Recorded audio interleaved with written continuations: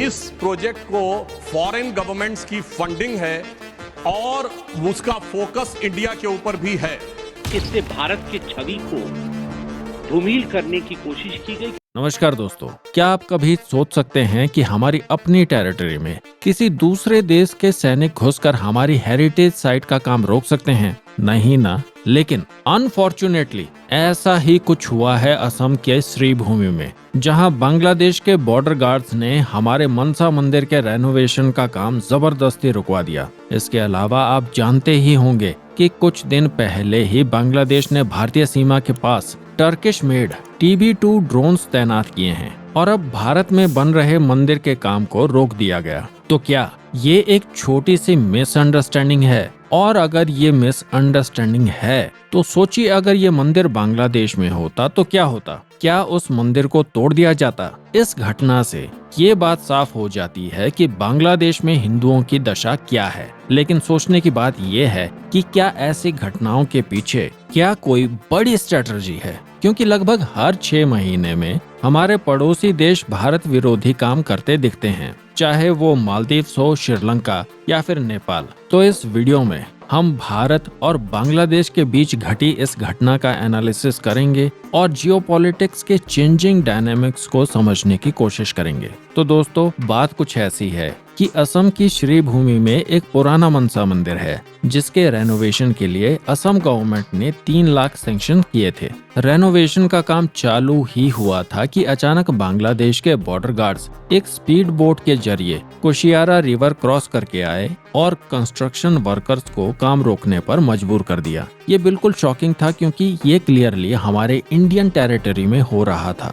BSF ने तुरंत action लिया और साइट पर पहुंचे। एक मीटिंग कंडक्ट हुई और डिस्कशन के बाद इशू को रिजॉल्व कर लिया गया और रेनोवेशन का काम वापस शुरू कर दिया गया। लेकिन BGP का इंडियन टेरिटरी में इस तरह से इंटरफेयर करना एक बड़ा रेड फ्लैग है। और पिछले कुछ महीनों से हमें बांग्लादेश और भारत के बॉर्डर के बीच इस तरह के इवेंट्स देखने को मिले हैं, जिसके पीछे बांग्लादेश की पॉलिटिकल डेवलपमेंट्स हैं। बांग्लादेश के इंटरनल डायनेमिक्स काफी बदल गए हैं। शेख हसीना के हटने के बाद इंटरिम गवर्नमेंट बनी है, जिसमें रेडिकल एलिमेंट्स काफी ज्यादा पावरफुल हो गए हैं। वहां की हिंदू माइनॉरिटीज पर एट्रोसिटीज बढ़ गई हैं और एंटी इंडिया सेंटीमेंट्स ओपनली सामने आ रहे हैं। जियोपॉलिटिक्स के एंगल से देखें तो बांग्लादेश का झुकाव अब पाकिस्तान और चीन की तरफ ज्यादा दिख रहा है। चीन के बेल्ट एंड रोड इनिशिएटिव के अंतर्गत बांग्लादेश को मैसिव इन्वेस्टमेंट्स मिल रहे हैं,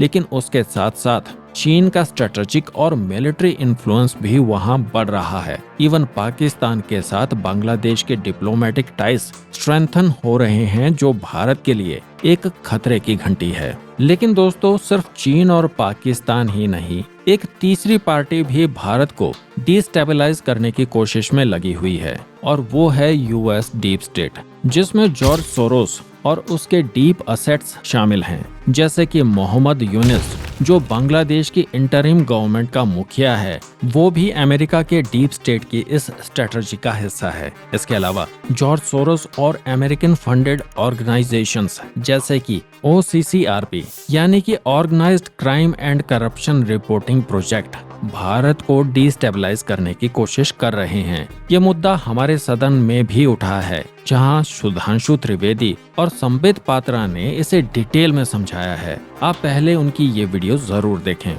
इस रिपोर्ट के अनुसार ये कहा गया है कि इस प्रोजेक्ट को फॉरेन गवर्नमेंट्स की फंडिंग है और उसका फोकस इंडिया के ऊपर भी है, और इस फॉरेन गवर्नमेंट की फंडिंग के साथ साथ जॉर्ज सोरोस के साथ भी इनका कनेक्शन है। अब ये केवल हम एक रिपोर्ट के आधार पर नहीं कह रहे हैं सभापति महोदय, मैं सदन का ध्यान आकृष्ट करना चाहूंगा कि विगत 3 वर्षों से ये क्या एक संयोग है कि जिस समय भारत की संसद का सत्र चलता है, मैं सिर्फ एक संयोग बता रहा हूं, भारतीय फार्मर्स के बारे में रिपोर्ट आती है 3 फरवरी 2021, बजट सत्र है 29 जनवरी 2021। पेगासस रिपोर्ट आती है 18 जुलाई 2021, मानसून सत्र है 19 जुलाई 2021। उसके बाद 31 जनवरी 2023 से भारत की संसद का बजट सत्र शुरू होता है और 24 जनवरी 2023 को हिंडनबर्ग रिपोर्ट आती है। जनवरी 2023 में भारत की संसद का सत्र शुरू होता है और 17 जनवरी 2023 को बीबीसी की डॉक्यूमेंट्री आती है, इंडिया द मोदी क्वेश्चन। और गंभीर महत्वपूर्ण बात है, 20 जुलाई 2023 को भारत की संसद का सत्र शुरू होता है और मणिपुर वायलेंस का वीडियो 19 जुलाई 2023 ठीक एक दिन पहले जारी होता है। पूरे सीक्वेंस में अगर हम चलें तो महोदय मैं याद दिलाना चाहूंगा कि 10 मई 2024 को कोविड वैक्सीन के बारे में एक रिपोर्ट छपती है, जिस समय भारत का चुनाव प्रचार अपने पूर्ण उसके ऊपर था।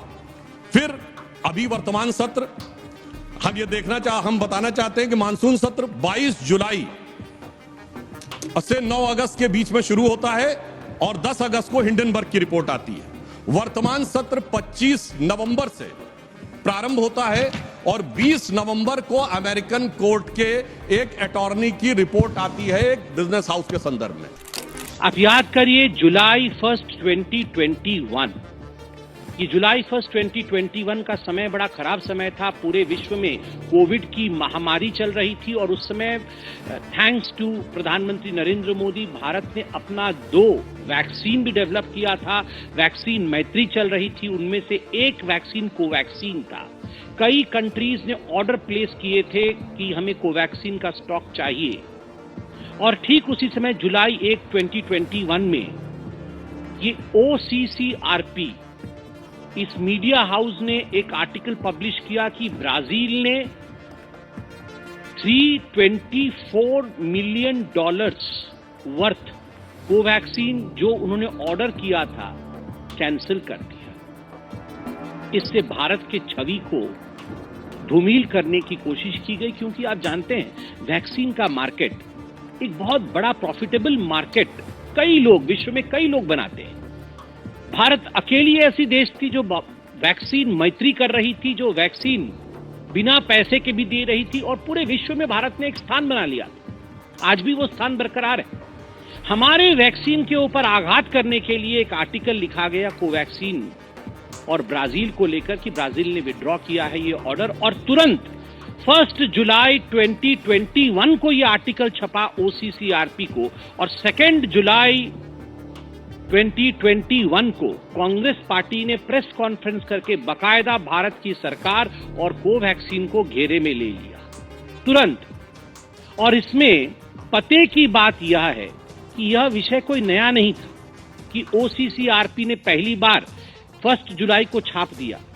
ये जून में भी पता चल चुका था कि ब्राजील कोवैक्सीन नहीं ले रहा है, मगर जब OCCRP ने छापा तब जाके राहुल गांधी ने इस पे प्रेस कॉन्फ्रेंस किया। अर्थात OCCRP dictates and Rahul Gandhi follows. Dictation उनका है, राहुल गांधी उसको फॉलो करते हैं। दूसरी बात, आप याद करिए ये OCCRP ने लगातार भारत के जो टॉप इंडस्ट्रियलिस्ट हाउस हैं, उद्योगपति, जो बड़े उद्योगपति हैं, उनके ऊपर, जिसको अंग्रेजी में कहा जाता है हिट जॉब, बार बार उनके ऊपर आघात करना, कुछ ऐसे रिपोर्ट प्रस्तुत करना मानो ये बहुत फर्जीवाड़ा चल रहा है। भारत के उद्योगपति, भारत के इंडस्ट्रियलिस्ट, इनमें बिल्कुल भी सच्चाई नहीं है और इसके पीछे का मकसद रहा कि भारत के अर्थव्यवस्था को किस प्रकार से डगमगा देना है, to bring an earthquake in the markets of India, to tank the markets of India, shares of India, Indian market. Bharat के मार्केट में शेयर्स की वैल्यू कैसे गिर जाए, आम हिंदुस्तान का व्यक्ति जिन्होंने इन शेयर्स में पैसे लगाए थे वो कमजोर पड़ जाए, सरकार के विरोध वो आवाज उठाए और रेजीम चेंज हो जाए, इस मकसद से हमारे उद्योगपतियों पर OCCRP ने अटैक किया। और आप क्रोनोलॉजी देखिए, जब जब ऐसी रिपोर्ट आई तब राहुल गांधी ने प्रेस कॉन्फ्रेंस करके देश के अंदर एक, हम तो पहले इंडस्ट्रियल रिवॉल्यूशन की बात करते थे, यहां पर डी इंडस्ट्रियलाइजेशन की बात होने लगी कि भारत का कोई भी इंडस्ट्रियलिस्ट ठीक नहीं है, इनको हटाना चाहिए। 18 जुलाई 2021 OCCRP ने, आपको याद दिला दूं, आप सबकी मेमोरी तो बहुत शार्प है, हमसे भी शार्प है, because you all report and we follow you, the fourth pillar of democracy. 18 जुलाई 2021 को पेगासस रिपोर्ट आया। ओसीसीआरपी ने इसे पहले उजागर किया और 19 जुलाई 2021 को राहुल गांधी इसी रिपोर्ट के आधार पर पेगासस को लेकर प्रेस कॉन्फ्रेंस करते। वो हाहाकार, वो सदन का नहीं चलना, wash out of the parliament, और ये सारा कुछ पार्लियामेंट में सदन चलने से पहले ये सारे रिपोर्ट्स आते थे and they used to be a complete wash out of the parliament. Parliament के सदन बंद हो जाते थे, स्थगन होता था, और आज भी आप देख रहे हैं किस प्रकार की परिस्थिति पार्लियामेंट में। और इस पेगासस की रिपोर्ट को लेकर एक हवा खड़ा किया गया और फाइनली 26 अगस्त 2022 को सर्वोच्च न्यायालय, सुप्रीम कोर्ट ऑफ इंडिया ने इसे खारिज किया कि ऐसा कोई पेगासस वाला विषय नहीं। तो आप सोचिए, जुलाई 2022 ओसीसीआरपी ने क्लेम किया, उस समय जुलाई 2022 में आपको याद होगा नेशनल हेराल्ड की केस में मां बेटे दोनों जो बेल पे बाहर थे, दोनों की पूछताछ ईडी कर रही थी। कुछ घंटों के लिए उनको बुलाया गया था, ईडी की पूछताछ की गई थी, वो सब आर्टिकल भी मैं लेके आया है। तो उस समय, जिस समय ये पूछताछ चल रही थी, तो ओसीसीआरपी ने यह आर्टिकल छापा और आर्टिकल में लिखा कि ये राहुल गांधी जी के खिलाफ जो नेशनल हेराल्ड केस में प्रोसीडिंग्स, लीगल प्रोसीडिंग्स चल रही हैं, ये सब पॉलिटिकली मोटिवेटेड है, इनके पीछे कोई सच्चाई नहीं। तुम सुप्रीम कोर्ट हो, are you the supreme court of India? आप क्या जानते हैं नेशनल हेराल्ड केस के बारे में? मां बेटे ने 5,000 करोड़ रुपए कैसे गबन किया, इन्होंने इन्वेस्टिगेटिव जर्नलिज्म कर लिया अमेरिका में बैठे बैठे और कह दिया कि ये लीगल प्रोसीडिंग जो है ये बिल्कुल पॉलिटिकली मोटिवेटेड है और इससे पूरे देश में, भारतवर्ष में अफरा तफरी का माहौल है। लोग सड़क पर उतर गए हैं गांधी परिवार के पक्ष में। कोई सड़क पर नहीं उतरा था, कोई सड़क पर नहीं उतरा था और बोल रहे थे देश में अफरा तफरी का माहौल है। झूठा रिपोर्ट ये आपके सामने, और इसके आधार पर कांग्रेस आगे बढ़ रही थी। मैं पूछना चाहता हूं कि ये ओसीसीआरपी राहुल गांधी के बचाव में आर्टिकल क्यों छाप रही थी?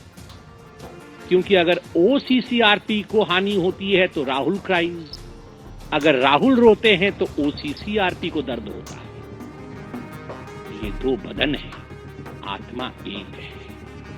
ये ओसीसीआरपी और राहुल गांधी दो बदन है, आत्मा एक है। वैसे तो बदन दो और एक वाला विषय तो जॉर्ज सोरोस के साथ है, ऑर्गेनाइजेशन आत्मा है। जॉर्ज सोरोस और राहुल गांधी ये एक ही हैं। राहुल ही जॉर्ज है, राहुल ही जॉर्ज है, और जॉर्ज का एजेंडा ही राहुल का एजेंडा है। जो सोरोस चाहता है वही राहुल चाहते हैं। सोरोस भारत का अमंगल चाहता है, अहित चाहता है। राहुल गांधी भी भारतवर्ष का अमंगल और अहित चाहते हैं। दोस्तों, इन सभी बातों से हमें पता लगता है कि जियोपॉलिटिक्स में ये सभी घटनाएं भारत की इकोनॉमिक ग्रोथ और इंटरनल स्टेबिलिटी को रोकने के लिए हो रही हैं। हमारे पड़ोसी देश और ग्लोबल प्लेयर्स दोनों ही भारत को प्रेशर में रखना चाहते हैं। ऐसे में भारत सरकार को और ज्यादा ठोस कदम लेने की जरूरत है। तो दोस्तों, आपको क्या लगता है, क्या हम इस चैलेंजिंग जियोपॉलिटिकल लैंडस्केप को एफिशिएंटली टैकल कर पाएंगे? अपने विचार कमेंट्स में जरूर शेयर करें। अगर आपको ये एनालिसिस इंफॉर्मेटिव लगा हो तो इस वीडियो को लाइक करें, अपने दोस्तों के साथ शेयर करें और द क्रॉनिकल पोस्ट चैनल को सब्सक्राइब करना ना भूलें। मैं विजय राजपूत जल्द ही मिलता हूँ एक नई वीडियो में। जय हिंद।